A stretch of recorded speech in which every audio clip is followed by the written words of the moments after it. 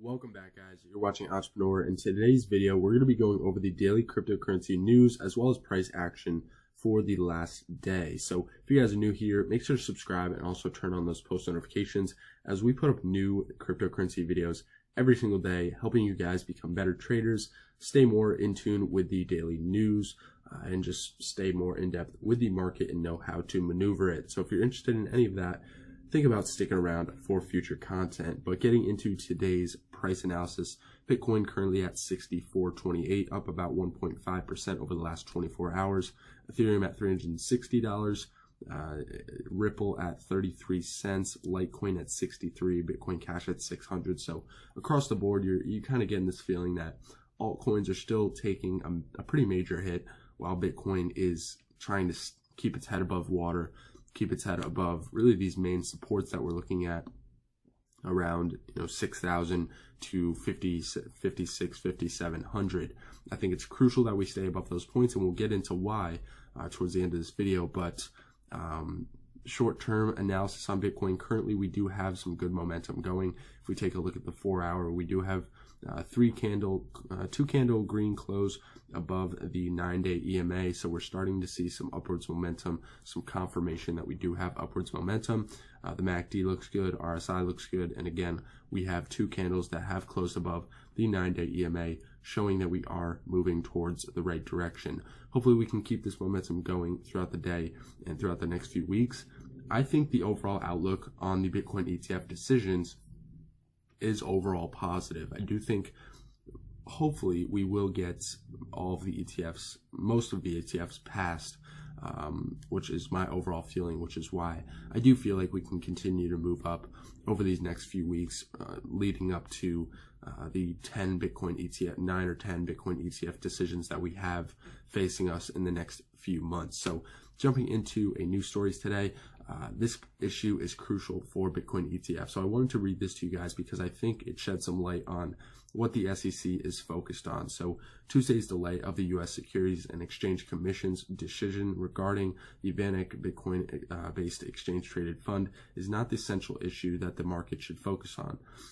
In an emailed statement to cryptonews.com, Newton, who is a market analyst at social trading platform eToro, said that the lingering question mark for the SEC is around Bitcoin custody.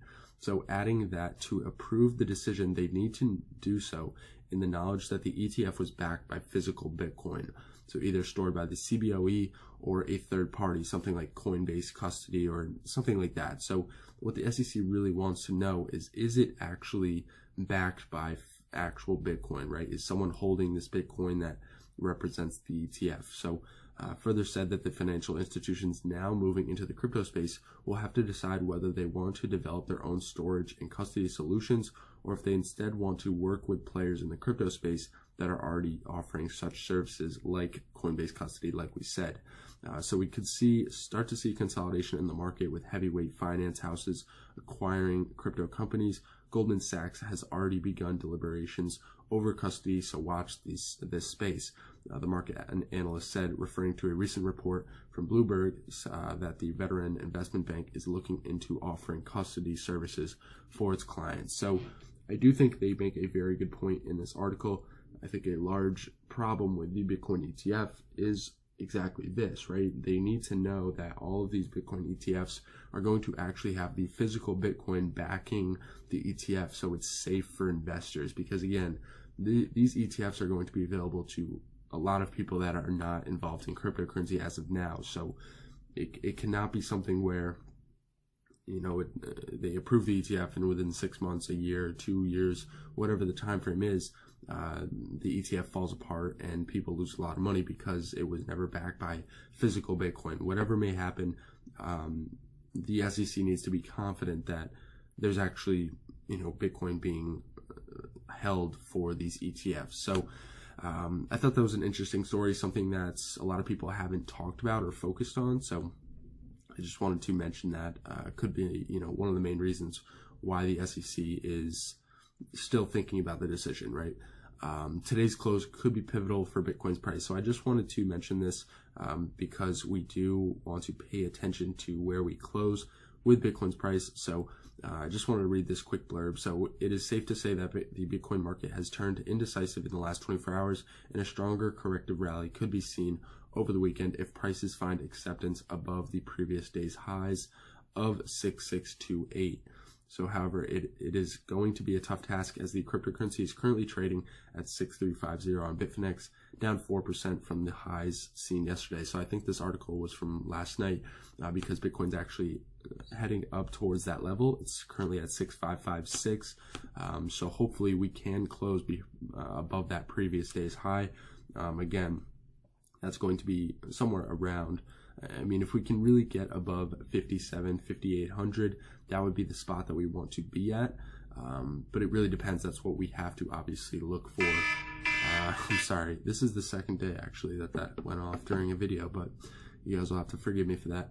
And again, as seen in the above chart, Bitcoin created an inside day candle yesterday, signaling indecision among the bulls and bears, as close above 6628 would confirm a short-term bear to bull trend change. So on the other hand, if prices close below 6183, then Bitcoin could resume the sell-off towards the June low of 5755.